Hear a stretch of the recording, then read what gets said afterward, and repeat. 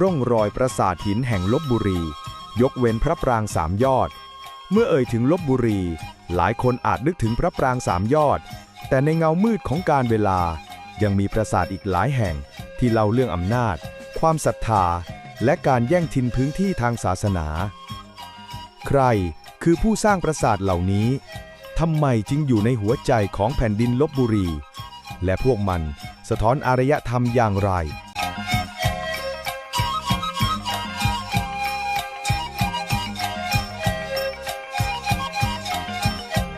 ลพบุรีศูนย์กลางของอารยธรรมท่ามกลางผืนแผ่นดินที่มีทั้งทุ่งราบอุดมสมบูรณ์และภูเขาสลับซับซ้อนลพบุรีไม่ได้เป็นเพียงเมืองธรรมดาแต่คือจุดบรรจบของอารยธรรมเส้นทางที่มนุษย์ศาสนาและอำนาจทางการเมืองเดินทางผ่านทิ้งร่องรอยไว้ให้คนรุ่นหลังได้ขบคิดร่องรอยก่อนประวัติศาสตร์เครื่องมือหินภาชนะดินเผาที่พบในแหล่งโบราณคดีบ้านท่าหลวงและใกล้เขาสมอครการตั้งถิ่นฐานริมน้ำปรับตัวกับภูมิประเทศลพบุรีคือห้องทดลองของมนุษย์ยุคแรกที่หัดใช้ธรรมชาติให้เป็นบ้านก่อนจะมีชื่อละโวก่อนจะมีอาณาจักรผู้คนที่นี่ได้ถึงร่องรอยการดำรงชีวิตไว้ให้เราเห็นว่าลพบุรีคือดินแดนที่มนุษย์เรียนรู้การอยู่ร่วมกับผืนดินและสายน้ำมาเนิ่นนานลพบุรีในยุคทวารวดีพุทธศตวรรษที่ 11 ถึง 16 การรับพุทธศาสนาแบบมหายานและเถรวาทเมืองละโวเป็นชุมชนสำคัญบนเส้นทางค้าขาย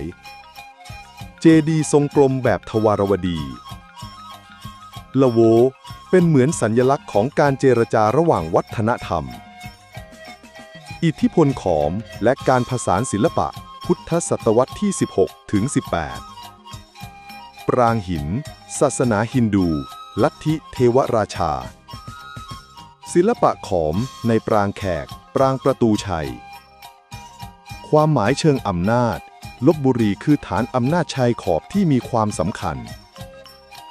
ปราสาทหินคือบทกวีที่เขียนด้วยหินเล่าเรื่องความเชื่อและการเมืองในคราวเดียวกันลพบุรีกับตำนานสุวรรณภูมิการถูกกล่าวถึงในพงศาวดารและตำนานเชื่อมโยงกับความเป็นเมืองศูนย์กลางของตำนานและความทรงจำละโวไม่ใช่แค่พื้นที่จริงแต่เป็นเมืองที่อยู่ในจินตนาการของคนในภูมิภาค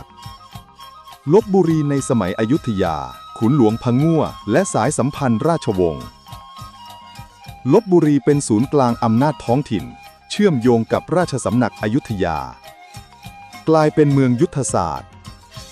ลพบุรีคือห้องโถงด้านหลังของอยุธยาเป็นทั้งพื้นที่พึ่งพิงและการทดลองทางการเมืองยุคทองของสมเด็จพระนารายมหาราชพ.ศ. 2199 ถึง 2231 การสร้างพระนารายราชนิเวศคือเมืองราชธานีฤดูร้อนความสัมพันธ์กับชาวต่างชาติฝรั่งเศสกรีกเปอร์เซียการผสมผสานสถาปัตยกรรมไทยตะวันตกพระนารายณ์ไม่ได้เพียงเปิดประตูเมืองแต่เปิดหน้าต่างให้ละโวมองโลกศิลปะวัฒนธรรมในสมัยพระนารายณ์ศิลปะการก่อสร้างประเพณีดนตรีภาษาการผสมผสานความเป็นสากลกับรากเหง้าไทยลพบุรีในยุคนั้นคือเวทีทดลองศิลปะวัฒนธรรมก่อนอยุธยาจะรู้จักโลกสมัยใหม่หลังพระนารายณ์เมืองร้างและเงามืดสิ้นรัชกาลเมืองถูกทิ้งร้างซากปรักหักพังการกลับคืนสู่ธรรมชาติเมืองนี้เหมือนหนังสือที่ถูกปิดชั่วคราวแต่ยังคงรอวันมีคนมาเปิดอ่านอีกครั้งการฟื้นฟูในสมัยรัชกาลที่ 4 ที่ 5 การสร้างพระนารายณ์ราชนิเวศขึ้นใหม่ลพบุรีกลับมาเป็นศูนย์กลางราชการทหารจากเมืองร้างสู่เมืองที่ถูกรื้อฟื้นด้วยพลังของความทรงจำลพบุรีในสงครามโลกครั้งที่ 2และฐานทัพทหารเป็นศูนย์กลางกองทัพบก สร้างค่าย สนามบิน โรงงาน เมืองทหาร การเปลี่ยนทางจากอดีตสู่สมัยใหม่ มิติศาสนา ความเชื่อ และวิถีชีวิต เทพเจ้า พระพุทธรูป ศาลเช่าท้องถิ่น วิถีชีวิตผู้คนผสานความเก่าความใหม่ ลพบุรีคือห้องโถงพิธีกรรมที่ความเชื่อเก่ากับใหม่ เดินสวนกันทุกเช้าทุกเย็น มรดกสถาปัตยกรรมและโบราณคดี ปรางแขก ปรางประตูชัย วัดพระศรีตรัตนมหาธาตุ ซากปราสาทหินกระจายทั่วเมือง การอนุรักษ์ในปัจจุบัน เทศกาลประเพณีและการท่องเที่ยว งานแผ่นดินสมเด็จพระนารายณ์ งานเลี้ยงต๊กจีนลิง การท่องเที่ยวเชิงวัฒนธรรมและประวัติศาสตร์ ลพบุรีคือเวทีที่อดีตแสดงร่วมกับปัจจุบันให้ผู้มาเยือนได้สัมผัส บทสรุป จากยุคหินสู่ปราสาทหิน จากราชธานีสู่เมืองทหาร ลพบุรีคือภาพสะท้อนของความเปลี่ยนแปลงและการปรับตัวอย่างไม่สิ้นสุด เมืองนี้ไม่เคยตายแต่ยังคงหายใจอยู่ในวัฒนธรรม ประเพณีและวิถีชีวิตของผู้คนที่เดินอยู่ทุกวันนี้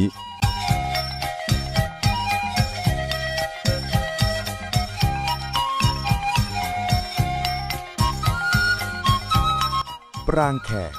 ร่องรอยศาสนาฮินดู กลางใจเมืองลพบุรีมีสิ่งปลูกสร้างเล็กๆที่อาจถูกมองข้ามหากเทียบกับความโดดเด่นของพระปรางสามยอดแต่แท้จริงแล้วปรางแขกคือร่องรอยที่บอกเล่าเรื่องราวเก่าแก่กว่า800ปีเป็นหลักฐานของการแผ่ขยายอำนาจทางศาสนา ศิลปกรรมและความเชื่อจากดินแดนกัมพูชาสู่ลุ่มเจ้าพระยาและคือหนึ่งในกุญแจสำคัญในการไขความลับว่าเหตุใดลพบุรีจึงกลายเป็นศูนย์กลางของอารยธรรมในภูมิภาคนี้ จุดกำเนิดและการสร้างปรางแขกสร้างขึ้นราวพุทธศตวรรษที่ 16-17 ในยุคที่อาณาจักรขอมเรื่องอำนาจสร้างด้วยศิลาแรงฐานก่ออิฐและตกแต่งด้วยหินทรายเดิมทีอาจประกอบด้วยปราง3 องค์เช่นเดียวกับปราง3 ยอดแต่ปัจจุบันเหลือเพียงองค์เดียวจุดประสงค์เพื่อเป็นศาสนสถานในศาสนาฮินดูโดยเฉพาะการบูชาพระอิศวรหรือศิวะชื่อปรางแขกน่าจะมาจากคำเรียกขานท้องถิ่นที่สะท้อนการรับรู้ว่าที่นี่คือสถานที่เกี่ยวข้องกับศาสนาจากต่างถิ่นแม้จะเหลือเพียงองค์เดียวแต่ร่องรอยสถาปัตยกรรมที่เหลืออยู่ยังคงสะท้อนถึงความยิ่งใหญ่ของผู้สร้างผู้ศรัทธาและเจตนาที่จะเชื่อมโยงเมืองละโวให้แนบแน่นกับอาณาจักรขอมความเชื่อและศาสนาฮินดูปรางแขกเป็นหลักฐานยืนยันว่าลพบุรีเคยเป็นเมืองที่ศาสนาฮินดูแพร่หลายภายในปรางอาจเคยประดิษฐานศิวลึงแทนองค์พระศิวะรูปแบบแสดงอิทธิพลบาวนและนครวัดในเขมรโบราณมีร่องรอยศิลปะสลักที่สะท้อนแนวคิดจักรวาลคติปรางเป็นเขาพระสุเมนศูนย์กลางแห่งสรรพสิ่งสำหรับชาวฮินดูในอดีตการสร้างปรางเปรียบเสมือนการสร้างจักรวาลจำลองไว้บนผืนดินเป็นการผูกพันโลกมนุษย์กับโลกทิพย์และสร้างพลังศักดิ์สิทธิ์ให้กับผู้ครองเมืองบริบทเมืองละโวในยุคนั้นเป็นเมืองหน้าด่านทางการเมืองและศาสนาปรางแขกอาจถูกสร้างขึ้นเพื่อย้ำบทบาทของละโวว่าเป็นเมืองสำคัญในเครือข่ายของขอมศาสนสถานนี้ทำหน้าที่ทั้งทางศาสนาและการเมืองเป็นสัญลักษณ์แห่งอำนาจเสนอภาพเปรียบเทียบเมืองละโวในฐานะที่เป็นหับของเส้นทางศรัทธาที่ศาสนสถานไม่ใช่เพียงที่ประกอบพิธีกรรมแต่ยังทำหน้าที่เสมือนสถานีถ่ายทอดอุดมการณ์การเปลี่ยนแปลงและความขัดแย้งเมื่ออำนาจขอมเสื่อมเมืองละโวตกอยู่ใต้อิทธิพลอยุธยาปรางแขกถูกปรับเปลี่ยนจากศาสนสถานฮินดูเป็นพุทธสถานไม่ปรากฏหลักฐานการแย่งชิงพื้นที่โดยตรงแต่การเปลี่ยนบทบาททางศาสนาเป็นสงครามเชิงสัญลักษณ์ที่สะท้อนอำนาจใหม่ศิวลึงหายไปอาจถูกแทนที่ด้วยพระพุทธรูป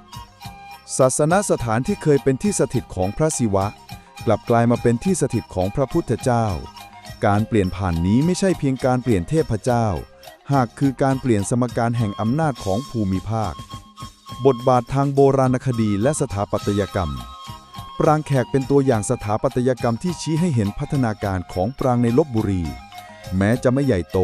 แต่สอดแทรกองค์ความรู้เชิงช่างของสมัยขอมการใช้ศิลาแรงและการจัดวางพื้นที่สะท้อนความพยายามสร้างแบบแผนศักดิ์สิทธิ์เป็นหลักฐานชิ้นสำคัญในการเชื่อมโยงประวัติศาสตร์ลพบุรีกับอาณาจักรขอมบทบาทต่อชุมชนปัจจุบันปรางแขกยังคงเป็นที่รู้จักและถูกใช้ในการประกอบพิธีกรรมท้องถิ่นบางโอกาสกลายเป็นแหล่งเรียนรู้ด้านโบราณคดีศิลปกรรมและการท่องเที่ยวเชิงวัฒนธรรมคนลพบุรีมองปรางแขกว่าเป็นสัญลักษณ์ของความหลากหลายทางความเชื่อบทสรุปปรางแขกอาจไม่สูงใหญ่ไม่โด่งดังเท่าพระปรางสามยอดแต่ร่องรอยหินทุกก้อนบอกเล่าเรื่องราวที่ยิ่งใหญ่กว่าใครจะจินตนาการได้มันคือร่องรอยของการเดินทางทางศรัทธาจากแผ่นดินกัมพูชาสู่หัวใจลุ่มเจ้าพระยาคือสัญลักษณ์ของการปรับเปลี่ยนความเชื่อเพื่อดำรงอยู่ในโลกที่ไม่เคยหยุดนิ่งและคือเครื่องเตือนใจว่าศาสนสถานทุกแห่งคือพยานเงียบของประวัติศาสตร์ที่ยังคงหายใจอยู่ในทุกลมหายใจของเมืองลพบุรี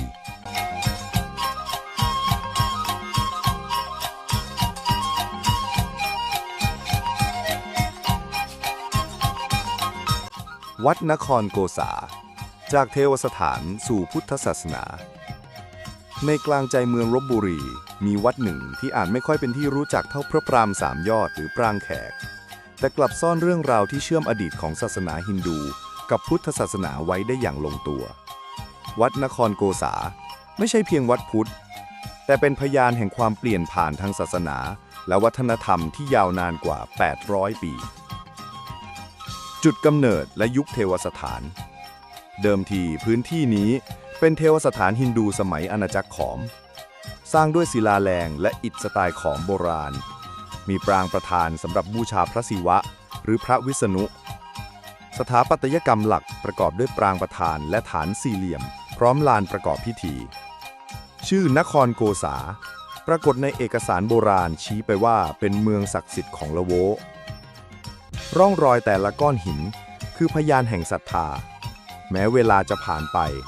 หลักฐานยังคงบอกเล่าเรื่องราวของผู้คนที่เคารพและสร้างไว้เพื่อสถิตพระเจ้าสูงสุดในจักรวาลการเปลี่ยนผ่านสู่พุทธศาสนา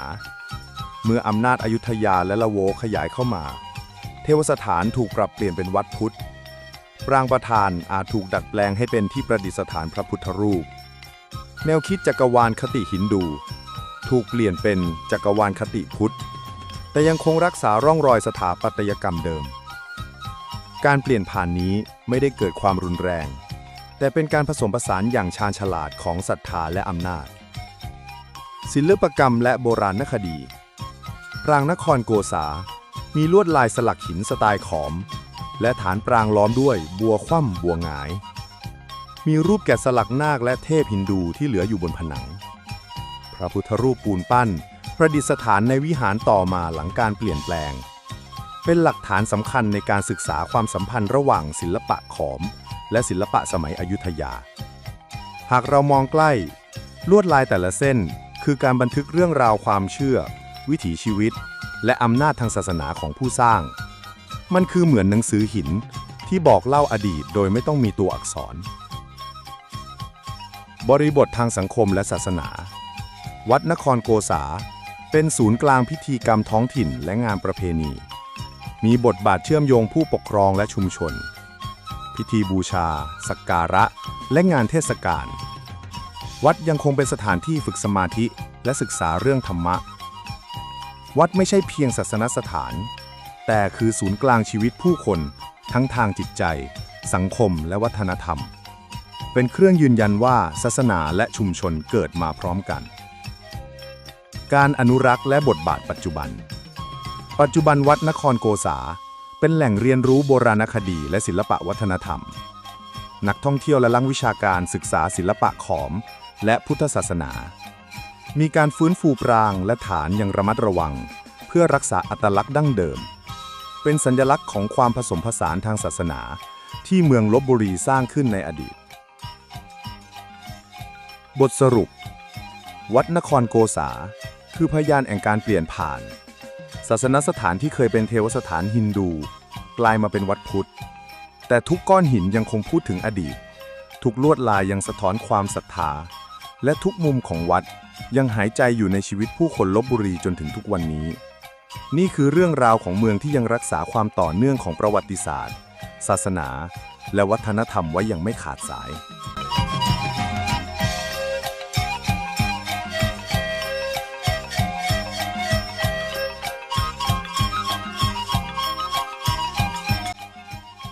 ปรางวิชัยบาดาลปราสาทแห่งชัยชนะบนผืนแผ่นดินลพบุรีมีปราสาทหนึ่งที่ชื่อว่าปรางวิชัยบาดาลหรือปราสาทแห่งชัยชนะปราสาทนี้ไม่เพียงเป็นสัญลักษณ์ของอำนาจทางการเมืองแต่ยังสะท้อนจิตวิญญาณและความเชื่อของผู้สร้างตั้งแต่ยุคขอมโบราณจนถึงอยุธยาทุกก้อนหินยังคงเล่าถึงชัยชนะและความรุ่งเรืองจุดกำเนิดและการสร้างขึ้นในยุคอาณาจักรขอมพุทธศตวรรษที่ 16-18 ใช้วัสดุหินทรายและอิฐ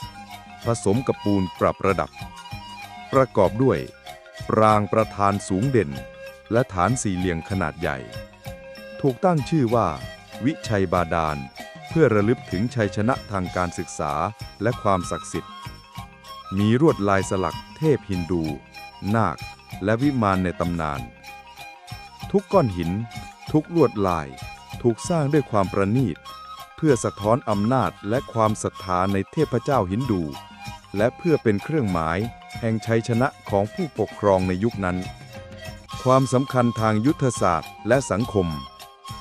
ปรางวิชัยบาดาลตั้งอยู่บนเนินสูง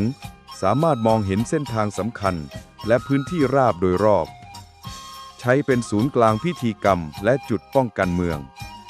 เป็นเครื่องยืนยันถึงความสามารถของผู้ปกครองในการผสมผสานศาสนาและการเมืองศิลปกรรมและโบราณคดีปรางประธานตกแต่งด้วยลวดลายสลักเทพฮินดู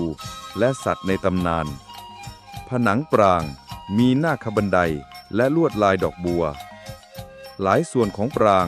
มีซากฐานและกำแพงล้อมรอบแสดงถึงความแข็งแรงและการป้องกันนักโบราณคดีพบเสียรพระวิษณุและพระศิวะแฝงอยู่ในลวดลายเดิมเมื่อเราสำรวจผนังปรางจะพบว่าศิลปะทุกเส้นบอกเล่าทั้งเรื่องราวศาสนาและชัยชนะมันเป็นบทเรียนแห่งศรัทธาและยุทธศาสตร์ที่ถูกแกะสลักไว้บนหินการเปลี่ยนผ่านศาสนาและสมัยอยุธยาเมื่ออิทธิพลอยุธยาเข้ามาปรางบางส่วนถูกปรับให้บูชาพุทธยังคงรักษาลวดลายหินดูเดิมแต่เพิ่มองค์พระพุทธรูปในวิหารด้านหน้าแสดงถึงการประสานศาสนาอย่างชาญฉลาดและไม่รื้อทำลายอดีต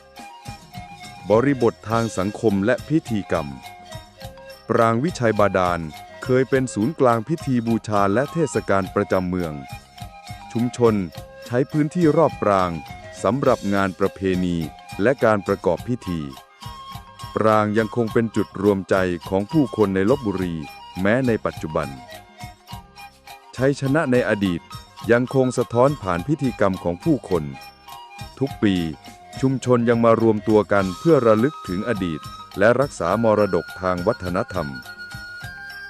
การอนุรักษ์และบทบาทปัจจุบันเป็นแหล่งเรียนรู้ทางประวัติศาสตร์และโบราณคดีนักท่องเที่ยวสามารถศึกษาลวดลายและวิถีชีวิตโบราณได้มีการฟื้นฟูปรางและฐานอย่างระมัดระวังเพื่อรักษาอัตลักษณ์เดิมเป็นตัวอย่างการรักษามรดกศิลปกรรมขอมและพุทธอย่างต่อเนื่องบทสรุปปรางวิชัยบาดาลไม่ใช่เพียงก้อนหินหรือซากปราสาทแต่เป็นบทเรียนแห่งชัยชนะความศรัทธาและการเปลี่ยนผ่านของศาสนามันสอนให้เราเข้าใจอดีตรับรู้ความสำคัญของศิลปะ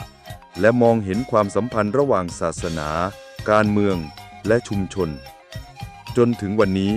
ปรางยังหายใจอยู่ท่ามกลางชีวิตผู้คนลพบุรี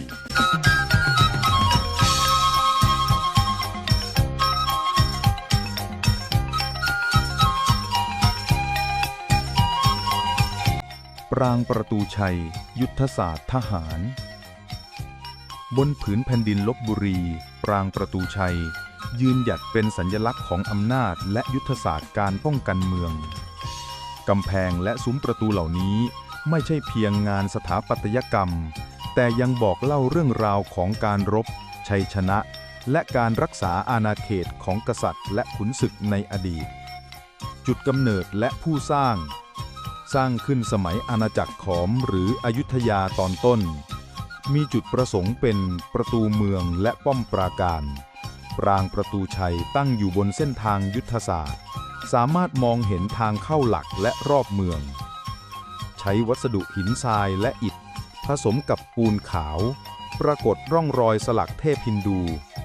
ทุกก้อนหินและซุ้มประตูถูกวางตำแหน่งด้วยวิธีที่ชาญฉลาด ทั้งเพื่อความสวยงามและความแข็งแรงในการป้องกันเมือง โครงสร้างสถาปัตยกรรมและศิลปกรรม ประตูเมืองหลักเป็นปรางประธาน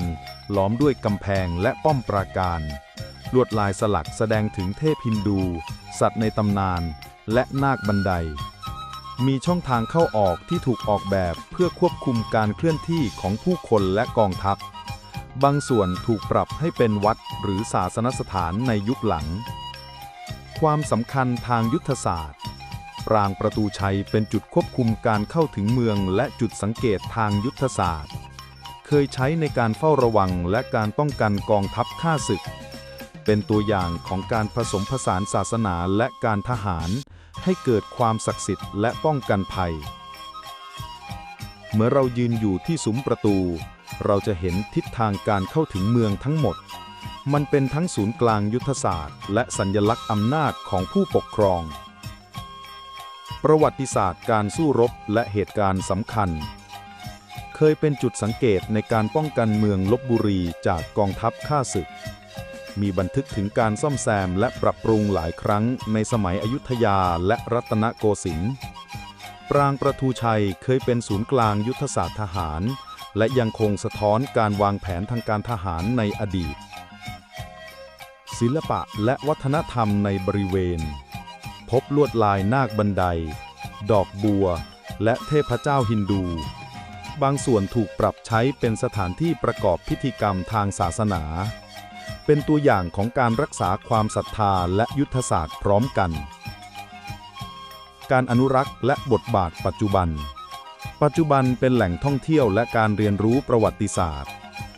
มีการซ่อมแซมและฟื้นฟูอย่างระมัดระวัง เป็นสถานที่ศึกษาศิลปกรรมขอมและยุทธศาสตร์โบราณ ปรางประตูชัยยังคงเป็นบทเรียนของยุทธศาสตร์และศิลปกรรม แสดงให้เห็นถึงความเชื่อมโยงระหว่างศาสนา การปกครอง และการป้องกันเมือง บทสรุป ปรางประตูชัยไม่ใช่เพียงประตูเมือง แต่เป็นตัวแทนของชัยชนะ การป้องกัน และการรักษาความศรัทธา ทุกซุ้ม ทุกกำแพง ทุกลวดลาย คือบทเรียนที่ยังหายใจอยู่ท่ามกลางชีวิตผู้คนลพบุรี และยังคงบอกเล่าเรื่องราวของอดีต ให้คนรุ่นหลังได้เรียนรู้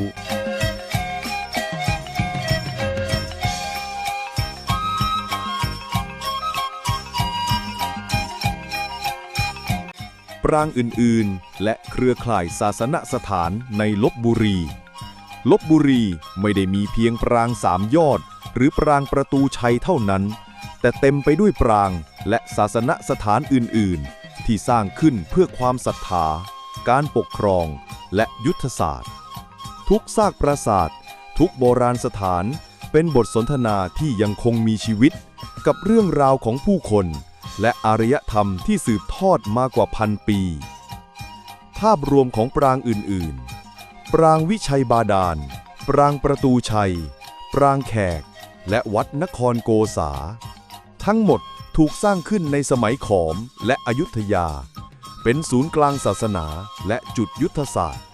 มีลักษณะทางสถาปัตยกรรมร่วม เช่น ปรางประธาน ล้อมรอบด้วยวิหาร และลานพิธีกรรม เมื่อเราเดินสำรวจลพบุรี จะพบว่าปรางแต่ละแห่งเชื่อมโยงกันเหมือนเครือข่ายของศรัทธาและการปกครอง เครือข่ายศาสนสถาน ปรางแต่ละแห่งเชื่อมโยงกันด้วยถนนโบราณลำคลองและเส้นทางพิธีกรรมเป็นเครือข่ายเชื่อมโยงศาสนาฮินดูและพุทธแสดงถึงความสัมพันธ์ระหว่างศาสนาการเมืองและการทหารโครงสร้างและศิลปกรรมเฉพาะของปรางเล็กปรางขนาดเล็กมักมีซุ้มประตูเดียวหรือวิหารเดียวพบลวดลายสลักเทพฮินดูนาคบันไดและสัตว์ในตำนานบางแห่งต่อเติมในยุคหลังเป็นพุทธสถานแม้เป็นปรางเล็กแต่ทุกรายละเอียดสลักด้วยความพิถีพิถันแสดงถึงอัตลักษณ์ของศาสนาและศิลปะท้องถิ่นการใช้พื้นที่และบทบาททางยุทธศาสตร์ปรางเล็กหลายแห่งอยู่บนเนินหรือริมทางน้ำเพื่อสังเกตและป้องกันเมืองเคยเป็นจุดสังเกตยุทธศาสตร์และศูนย์กลางกิจกรรมพิธีกรรมประวัติศาสตร์เหตุการณ์สำคัญปรางเล็กหลายแห่งเคยเป็นศูนย์กลางการปกครองท้องถิ่นและจุดป้องกันเมืองการซ่อมแซมและบูรณะเกิดขึ้นหลายยุคเช่นอยุธยารัตนโกสินทร์ศิลปะและวัฒนธรรมในเครือข่ายปรางลวดลายและสัญลักษณ์สะท้อนความเชื่อทางศาสนาและคติชนท้องถิ่นปรางเล็กบางแห่งใช้เป็นศูนย์รวมพิธีกรรมชุมชนเครือข่ายปรางและศาสนสถานในลพบุรีไม่ใช่เพียงหินและอิฐแต่คือชีวิตความเชื่อและความผูกพันของผู้คนที่สืบทอดมายาวนานการอนุรักษ์และบทบาทปัจจุบันปรางเล็กและศาสนสถานถูกบูรณะและเป็นแหล่งท่องเที่ยวทางประวัติศาสตร์เป็นศูนย์ศึกษาศิลปกรรมขอมและเครือข่ายศาสนสถานทุกปรางแม้เล็กยังคงเป็นบทเรียนของศิลปะศาสนาและยุทธศาสตร์สะท้อนความเชื่อมโยงระหว่างผู้คนกับเมืองลพบุรีบทสรุปเครือข่ายปรางและศาสนสถานในลพบุรีคือเส้นใยแห่งศรัทธาและอำนาจพวกมันสื่อสารอดีตถึงปัจจุบันทุกซากทุกลวดลายทุกเนินเขาคือเรื่องราวของอารยธรรมที่ยังหายใจและสอนให้เรารู้จักคุณค่าของความเชื่อและชุมชน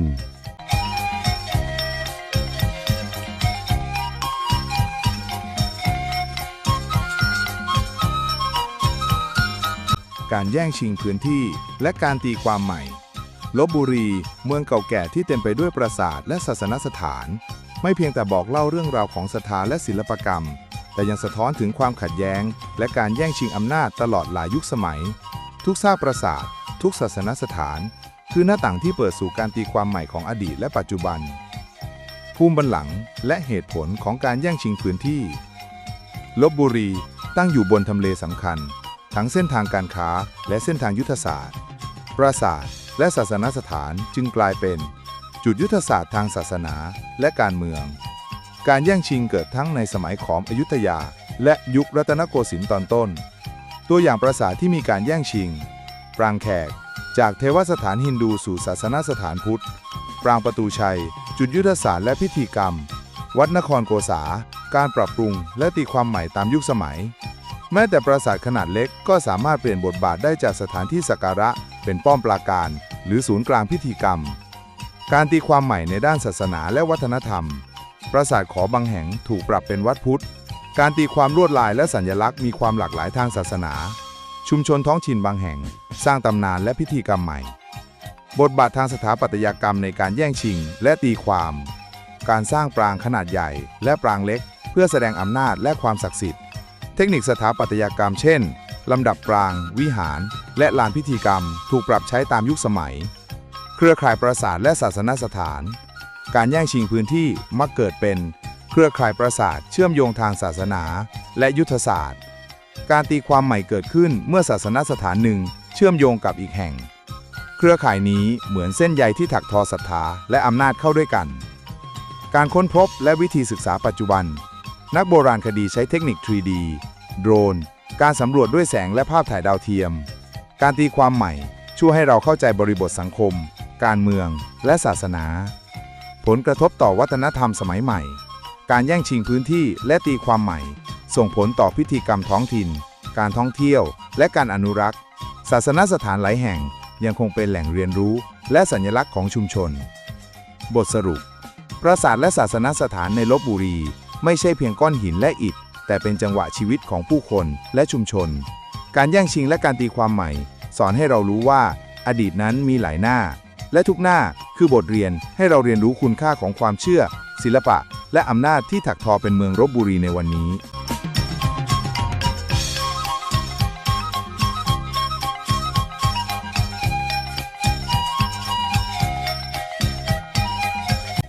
ลพบุรี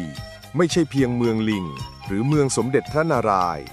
แต่คือพิพิธภัณฑ์มีชีวิตของอารยธรรมขอม อยุธยา ไทย ในอนาคตเราจะรักษาและเล่าเรื่องปราสาทเหล่านี้ต่อไปอย่างไร เพื่อให้มันยังคงมีชีวิตไม่ใช่เพียงกองหินเงียบงัน นี่คือความท้าทายและโอกาสที่รอเราอยู่